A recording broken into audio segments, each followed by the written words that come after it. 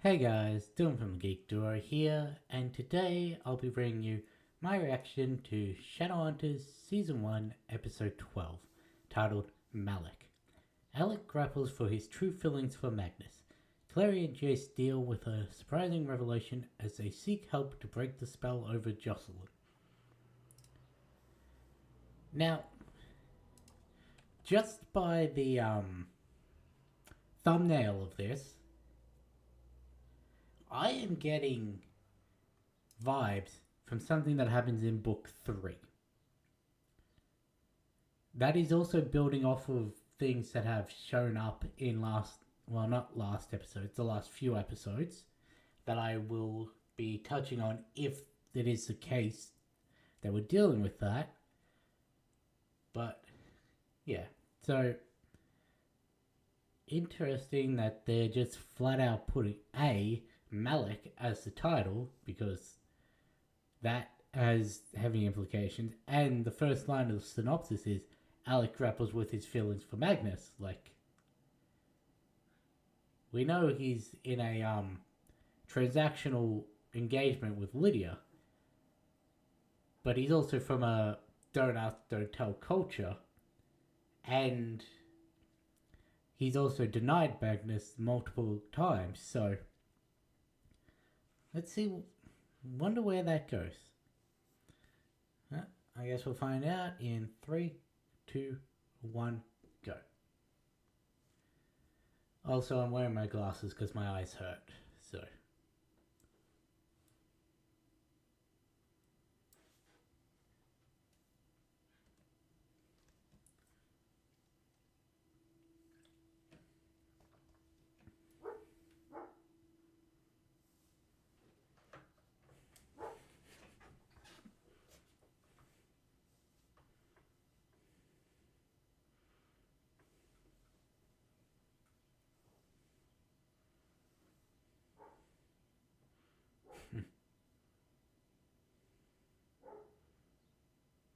See, that was the last interaction, so. Oh, they're preparing for the wedding.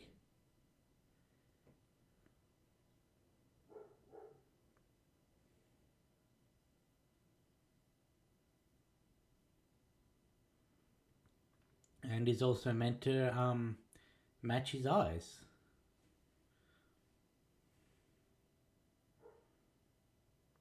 Does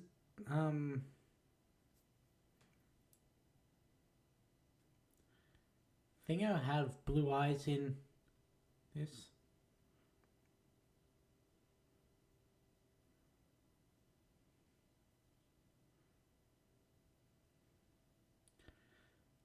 I've noticed one of the faces on there. I wonder if the other two are. Like, I'm assuming one of them's going to have been the black and white picture. That way they don't give away who she is. And the other one, well, we wouldn't know from a headshot, so.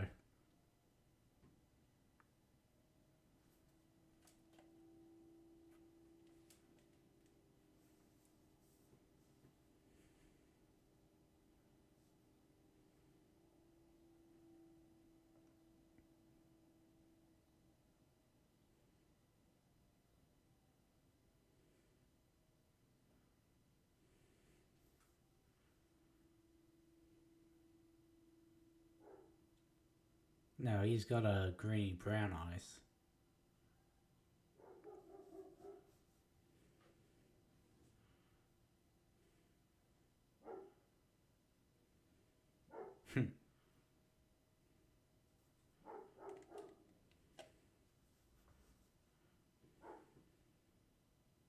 I mean, if we went off of me, we wouldn't have your mum back, so I'm not sure you should be thanking me.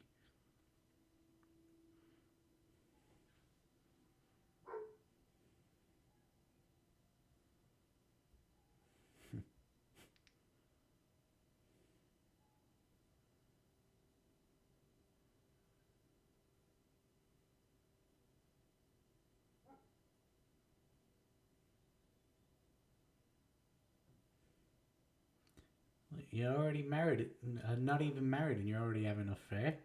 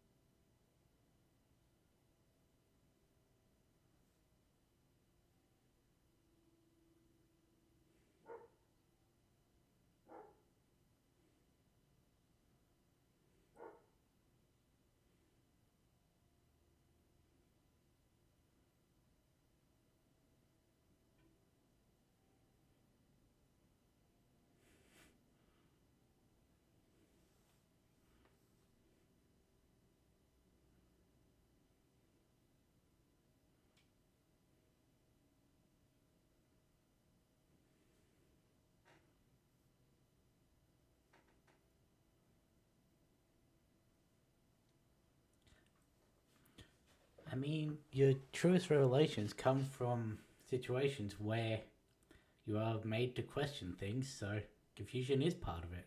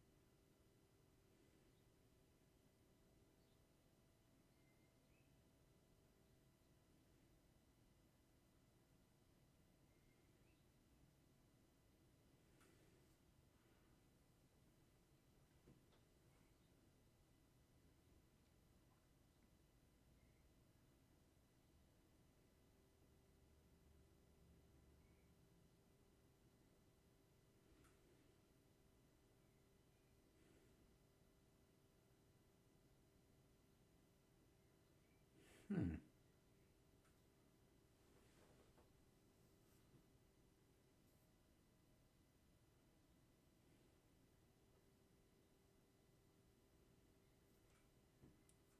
That was an interesting interaction.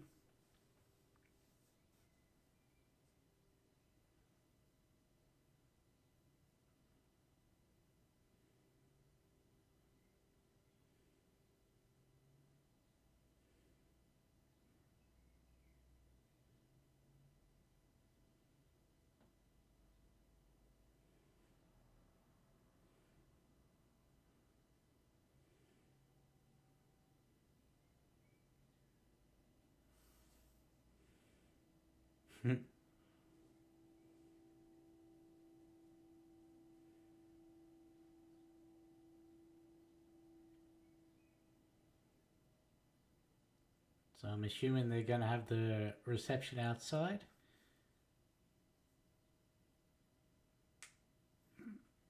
Yeah, you just said that.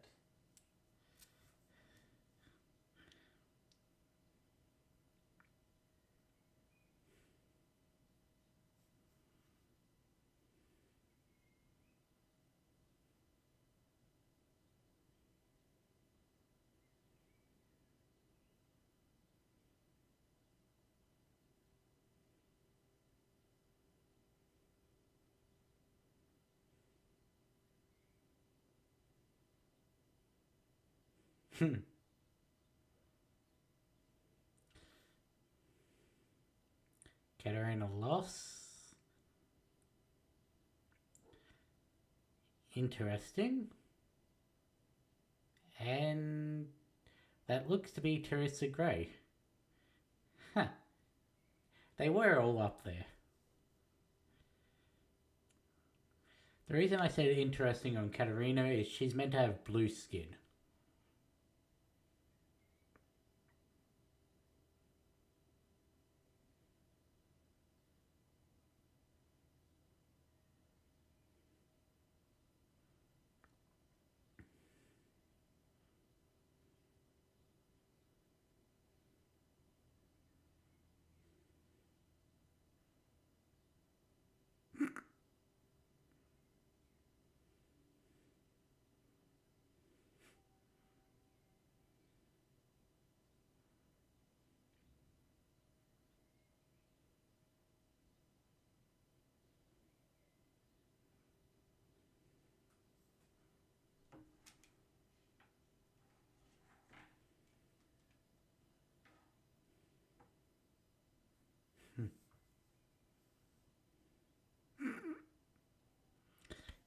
someone's a little bitter.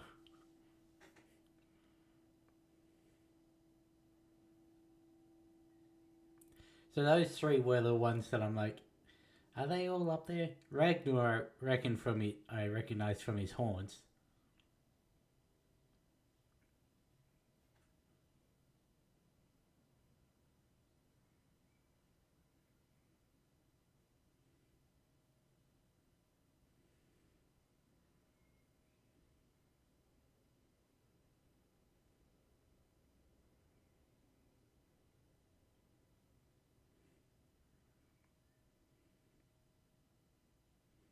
You know, their story is documented to have some basis in reality. Siblings who are separated at birth being drawn to each other prior to finding out.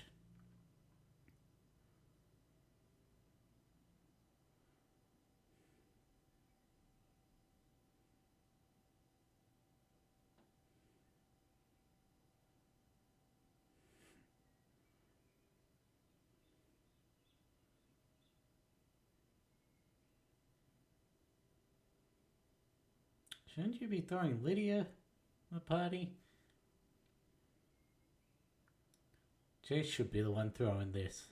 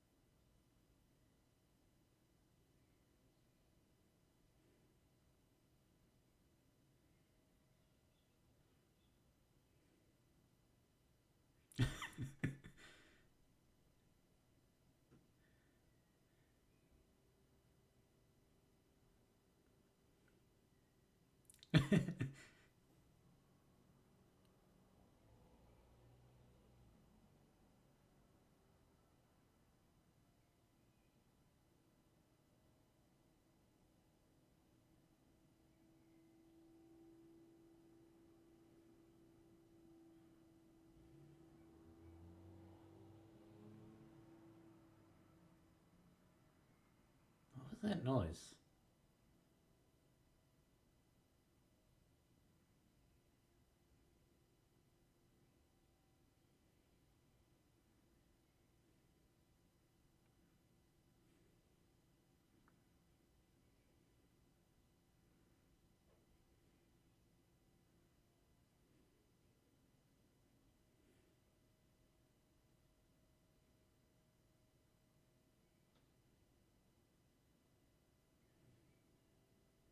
Who's not making it through?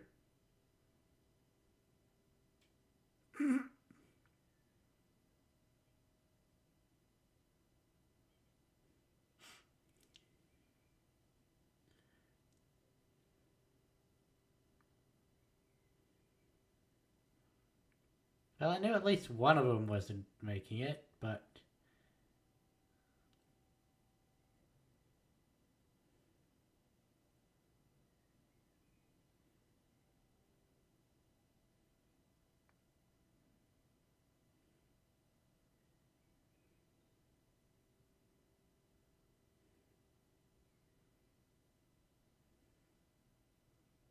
getting real harsh Slughorn vibes from this. He's in the painting, isn't he?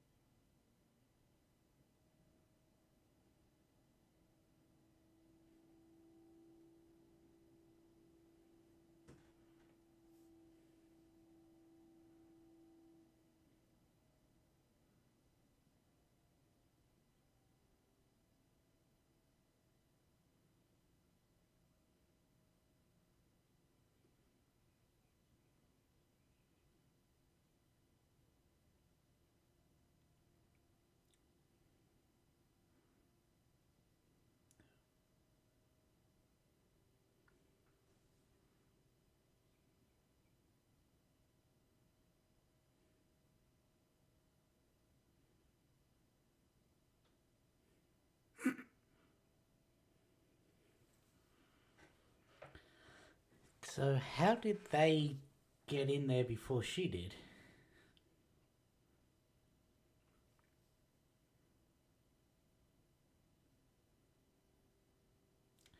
I had a feeling he wasn't talking to himself. I just didn't think it was going to be Magnus and Jace.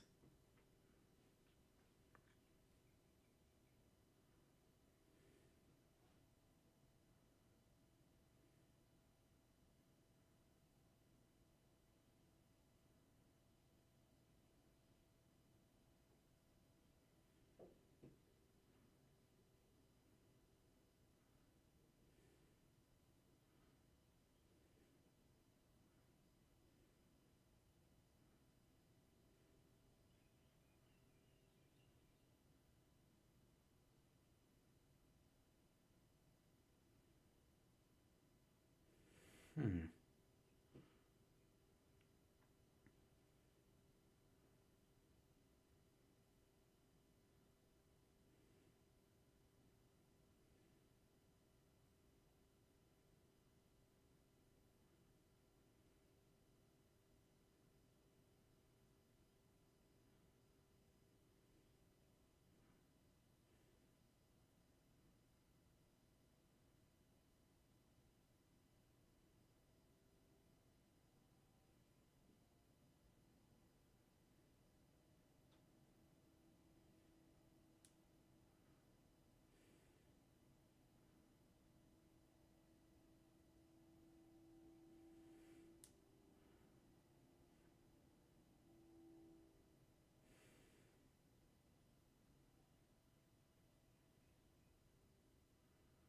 Hmm. So I was correct. Just things were a bit different. We'll talk about that later.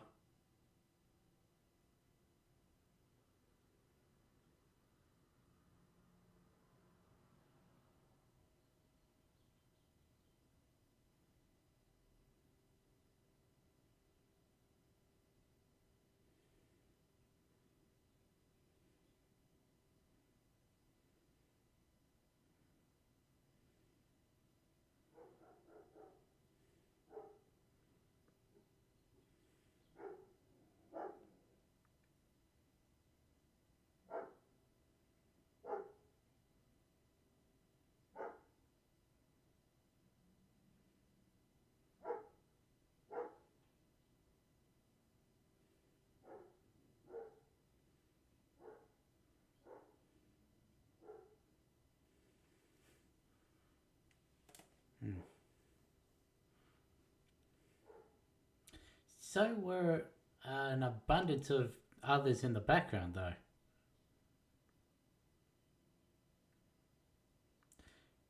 To be fair, they can do whatever they want with her, so.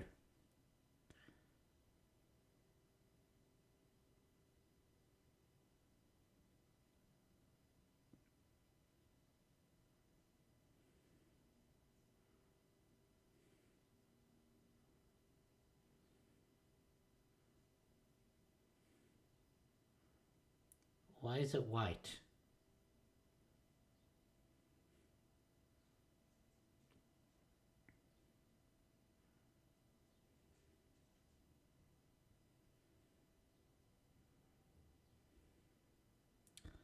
I mean, given the whole nature of the wedding, I guess white could be appropriate, but white is the Shadowhunter color of mourning.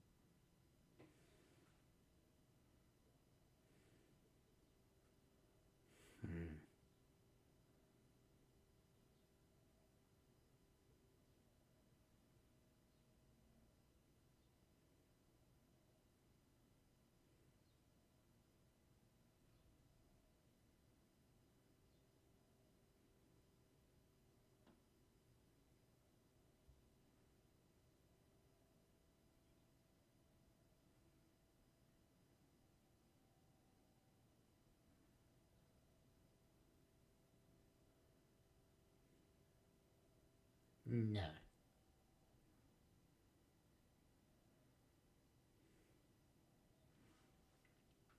Do not say the thing that I...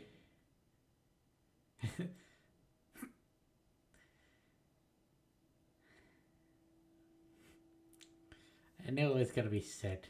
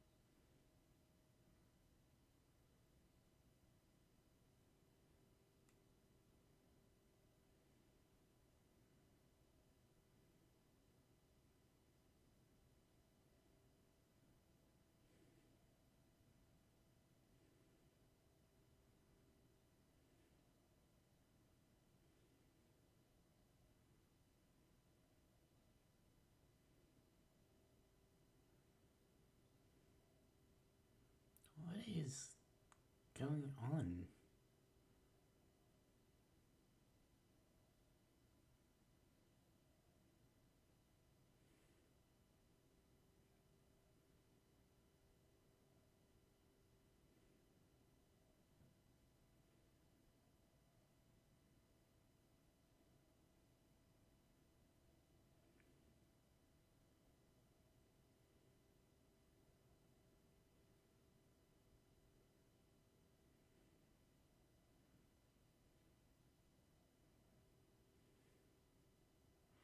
Hmm.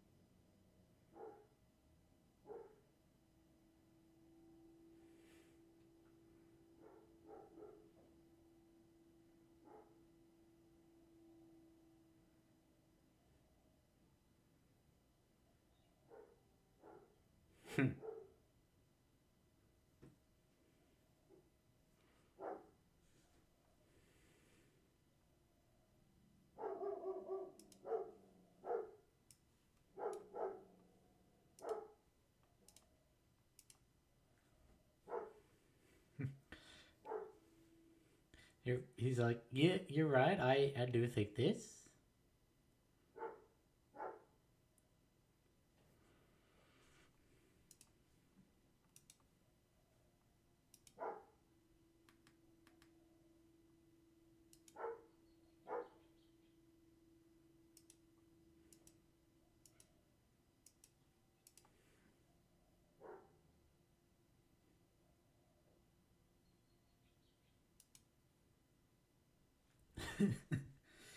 Yeah, that's a little weird.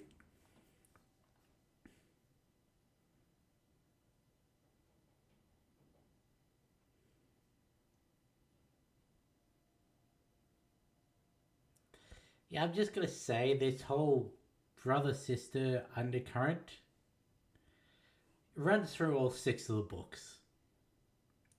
Technically, all six because they find out at the end of book one, but and it's not just Jason Clarion.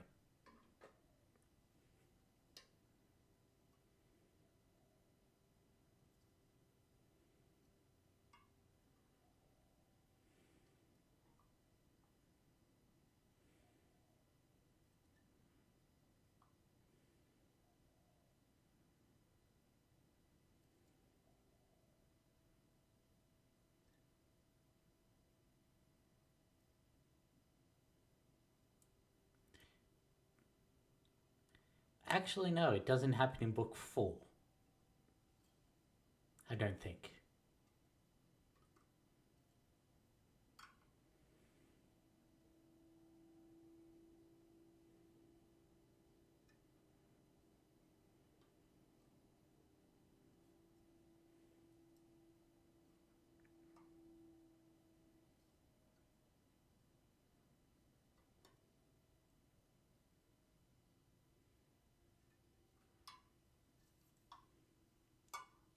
Suzhen. Never heard that word before.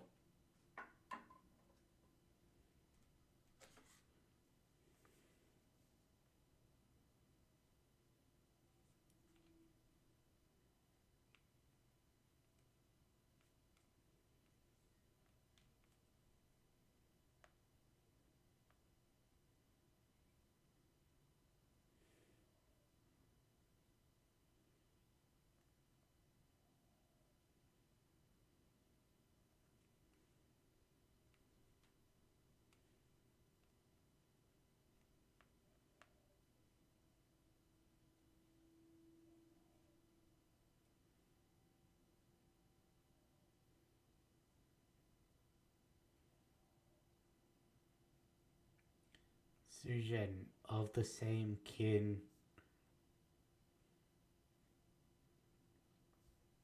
Okay.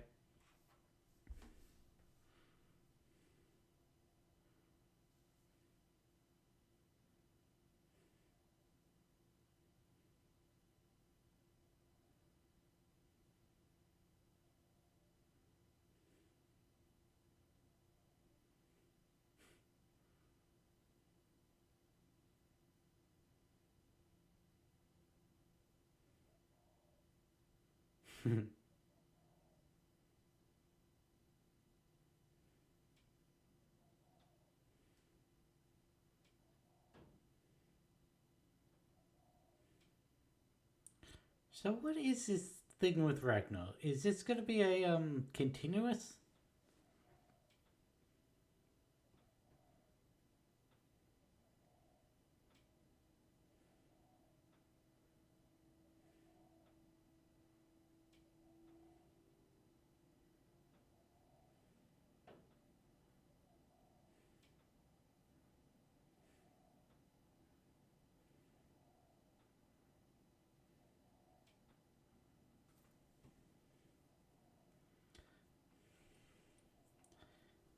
I forget what the actual um poem is for Shadowhunter coloring because I know there was one.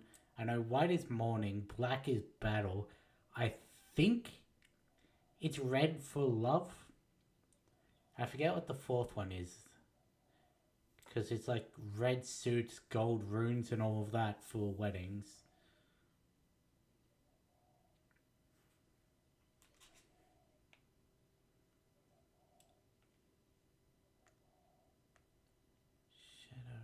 Shadowhunter color.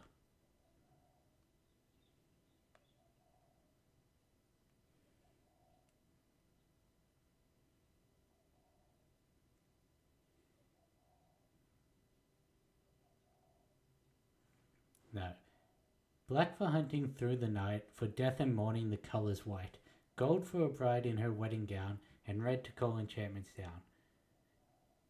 White silks when our bodies burn, blue banners when the lost return. And yeah.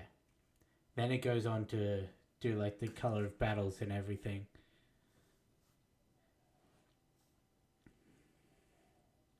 So it's gold, not red. I had that mixed up.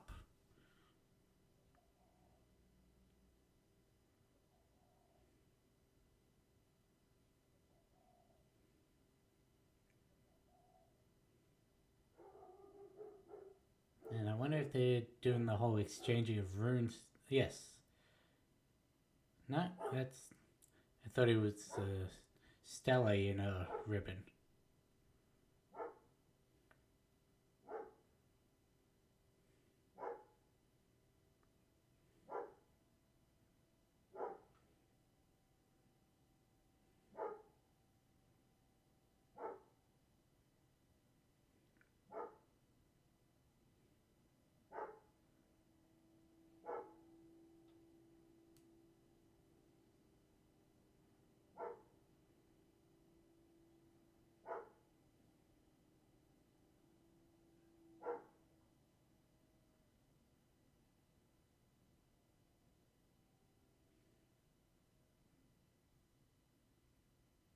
That's not the hand, that's the wrist.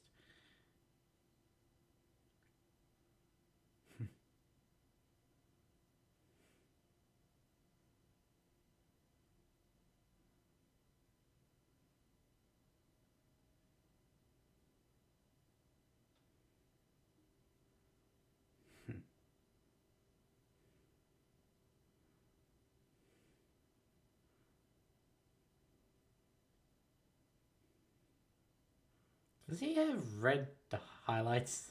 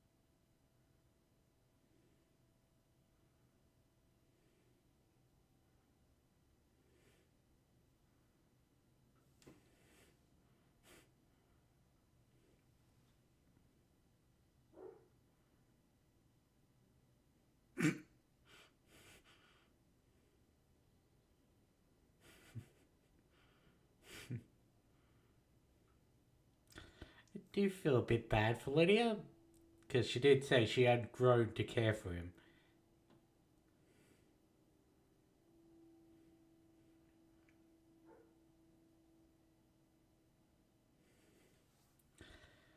So I was right about book 3 and 2.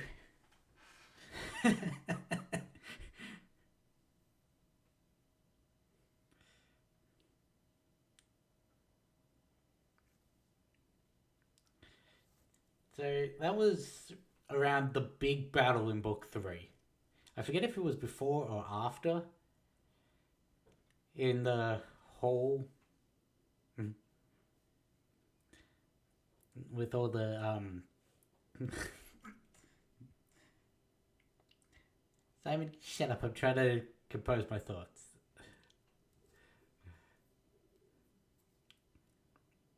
Didn't they realize that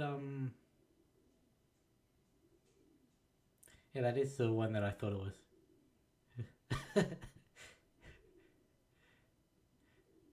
Yeah.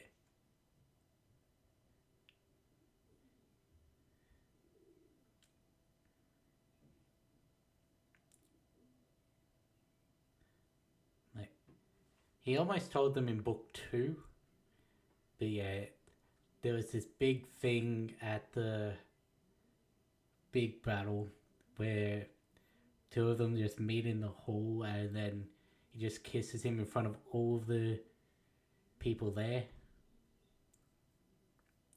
I wonder if this means that the Penhallows are part of the Clave Envoy. Well, Penhallow and Blackthorns, I guess.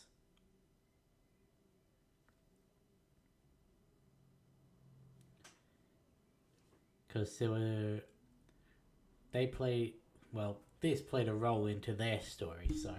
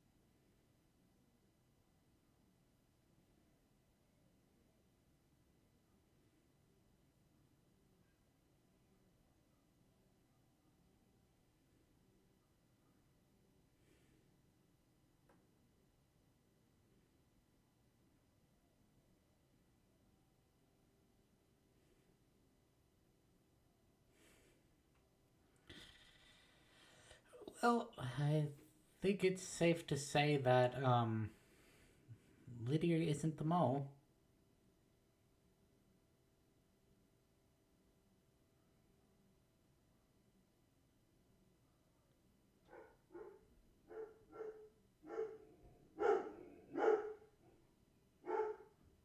JC, Jonathan Christopher.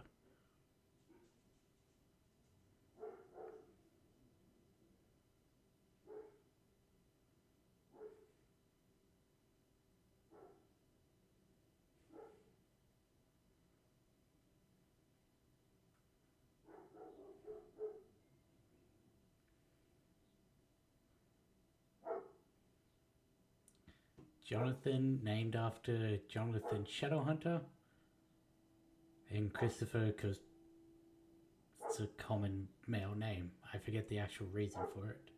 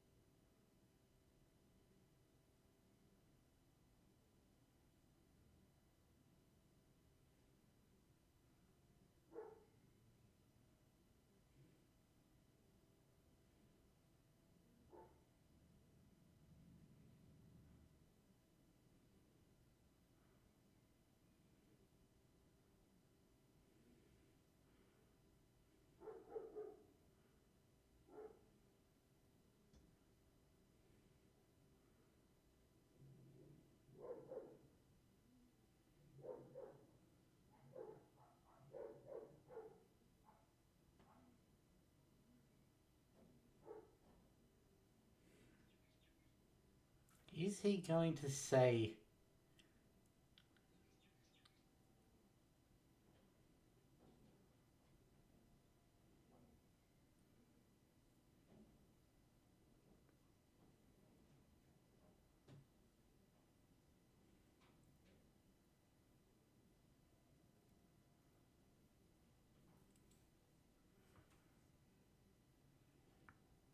interesting? Again, they seem to have swapped Robert and Maurice around because Robert was very not receptive of it.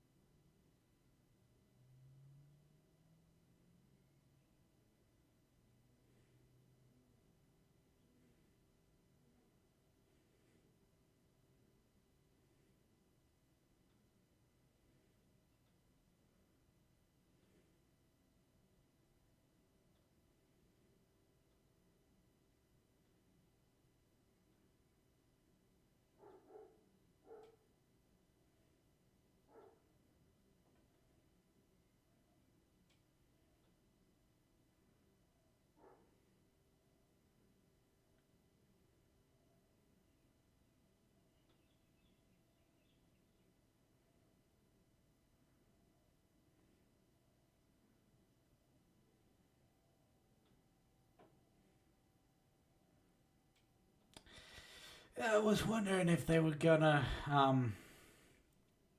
actually show it in this, but given the synopsis for the next episode, they sort of had to. But, yep. Hodge Starkweather, ex-Circle member, and is a not-so ex-Circle member. So, that, I've been alluding to that revelation for a while now.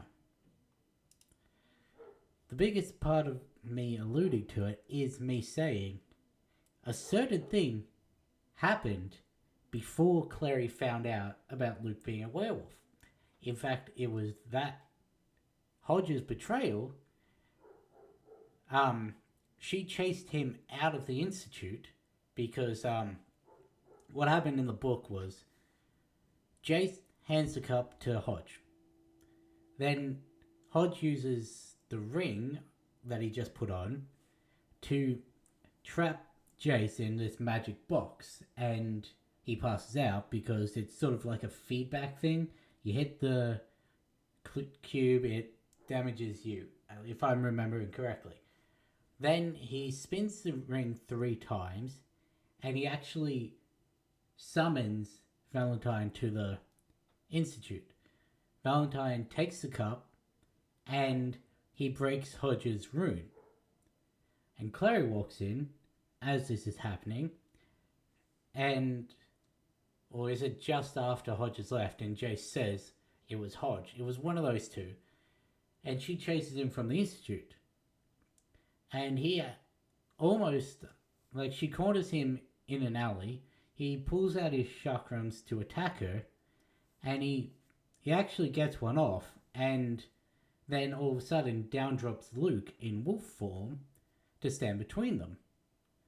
And it was then after Luke attacks Hodge and Clary runs away that she finds out, oh look, Luke is a werewolf. And that's how that all went down in the book. Or approximately how that all went down in the book. But yeah, so having it this late in the story is very interesting. Also, it's Lydia who got knocked unconscious, not Jace.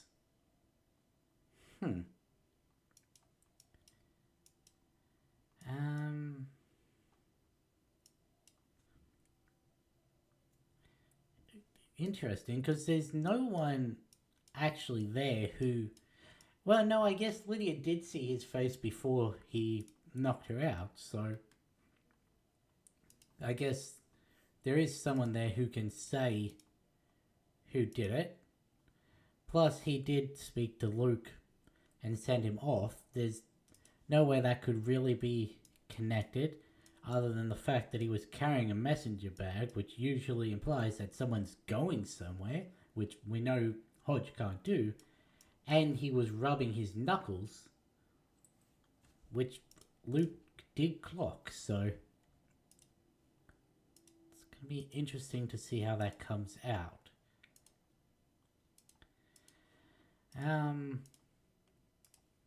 Here's the thing, are they going to believe Lydia when the last thing that happened is her being embarrassed in front of all the Clave members? There's already had the suspicion leveled upon her, and now the cup is gone, and the most trusted trainer from the Institute is the one that she's blaming. But I guess it can be corroborated by the fact that, hey, Hodge somehow left the Institute, so... yeah. Anyway, all the Ragnar fell stuff in this. When I saw that the thumbnail was Jace, Clary, and Magnus in a grassy field, I thought that was them in book 3 times in Idris, because that's where Ragnar's mansion is in the book. Well, I thought that because of the whole Book of the White thing. Because that was integral to breaking the spell over Jocelyn. So when it says they need to break the spell over Jocelyn, you see those three in a grassy field. I'm like, oh, they must be going for the Book of the White. They must be heading to Idris, like teleporting to the outskirts, so because you can't teleport into Idris without Clave permission, and going to see Ragnar. Now, in the book, Ragnar was already dead by the time Clary got there. She wasn't with Jace, and Magnus was already there. So, it was a bit different, but Magnus actually pretended to be Ragnar when she was greeting him, or well, more when he greeted her and the person that she was with, and then froze her companion in time. I'm not going to say who it is. They're not a character that's been established or anything, so it's not like it would be a spoiler, but it still technically is, so then again, I'm talking about book 3 stuff, so whatever. But yeah. So, pretends to be Ragnar. He freezes the person in place, talks to Clary properly, says, I'm here looking for the Book of the White. Someone came in. Ragnar's been killed by a demon. I could smell when I got here. And all of that. But the Book of the White, it's not here. And it hasn't been here for ages, so I don't know where it is. And then that's pretty much the extent of everything. So it's sort of the same here, where Ragnar killed by, I think it was the Sheks that they said in the book as well. Or maybe they just left it ambiguous. But, yeah, so it's sort of happening the same, but also we actually got to see Ragnar in this. Who played Ragnar, by the way? I meant to check that up. Ragnar fell.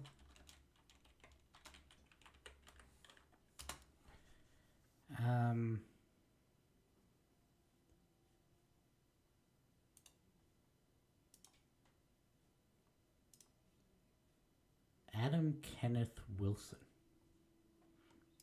That name isn't familiar, but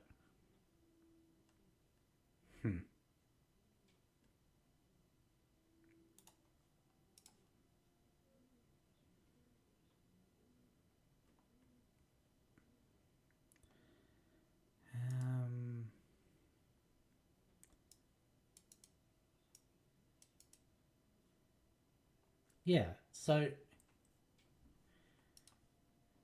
while I'm looking at this, I am surprised that they have toned down the warlock marks in this.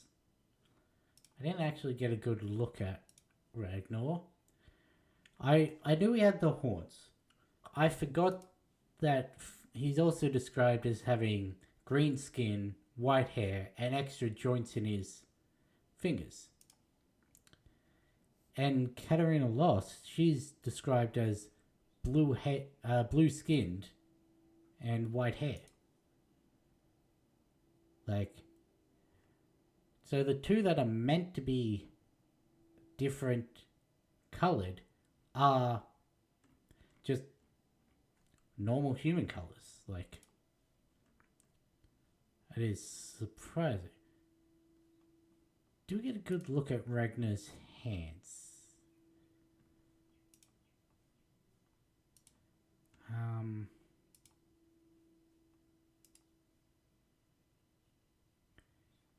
Doesn't look to be extra jointed. Guess I could go back through the episode.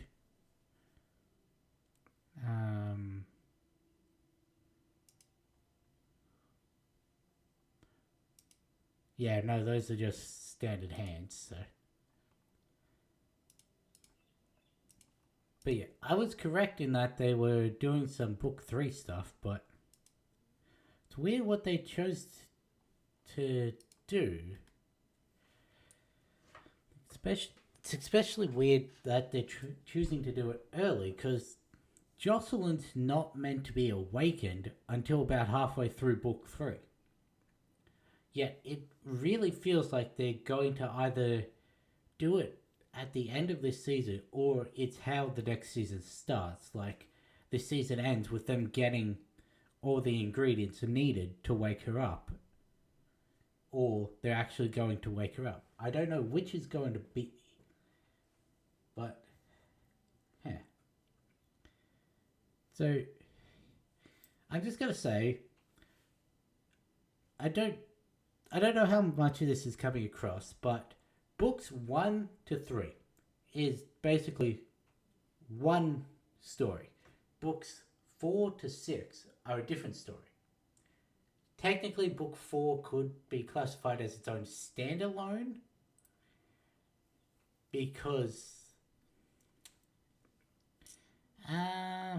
no, I guess is in it as much as Valentine is in book 1, or around the same, so I guess you could say it's the same. But yeah, books 1 to 3 is Valentine, books 4 to 6 is someone else. And so all the stuff with Jocelyn in that runs the whole length of the Valentine story. And, well, I understand them with the whole making Simon a vampire, because as a human, he can't really do much. Well, he doesn't really do much. Sure, that is discrediting the fact that he does defeat a greater demon and all of that. But he was always just Clary's friend in the first book. And then he was Clary's boyfriend while she was dealing with the whole, oh no, this guy that I like turns out to be my brother. And it's actually that story. That is a little bit of a spoiler to saying that Clary and Simon get together. But it's that actually leads to the events that lead to Simon being recalled back to the Hotel de Mort to be turned into a vampire. But I understand turning Simon into a vampire season 1. They probably didn't know whether or not they had a next season, and they wanted to do that part of the story. It doesn't really change anything if you do it earlier. It changes the reasoning why he becomes it, but it doesn't really change anything. Plus, you can have him do more in the story if you want him to. But,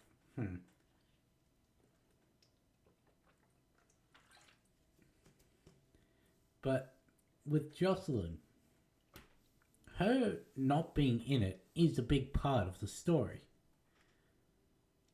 It's what leads to everything in Idris and that. Well, certain things in Idris that are meant to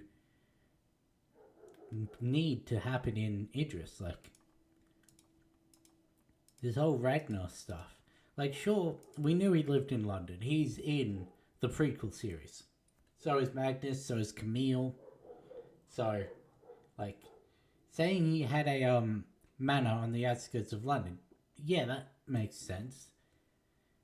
But to have all this go down there when it's meant to happen in his Idris residence is weird. But anyway, it was an interesting episode.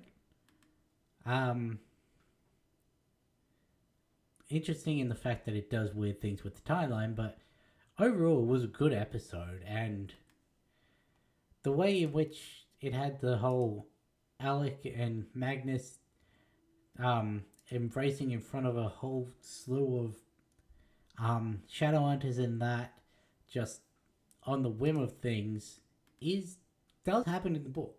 Like I said, it happens in book 3 around the big battle, but it still happened fairly similar, just change wedding to battlefield.